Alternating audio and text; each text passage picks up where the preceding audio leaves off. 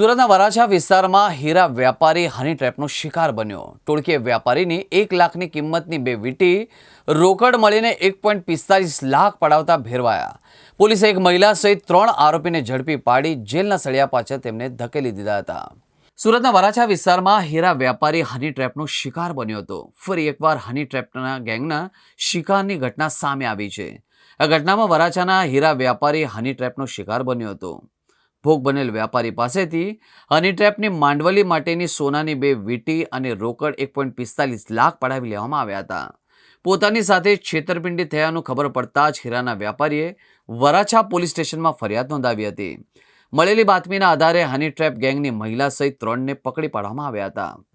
અગાઉ પણ હીરા વ્યાપારી હની ટ્રેપનો ભોગ બન્યો હતો।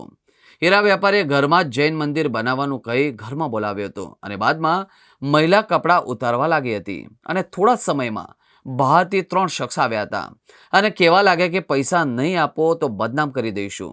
એ જ સમયે વ્યાપારી પૈસા આપી દીધા હતા, પરંતુ ગેંગ દ્વારા વધુ રૂપિયાની માંગણી કરતા આખરે વ્યાપારીએ કંટાળીને પોલીસમાં ફરિયાદ કરી હતી। તાજેતરમાં જ પણ ફરી 57 વર્ષીય વ્યાપારી હની ટ્રેપનો શિકાર બન્યો હતો।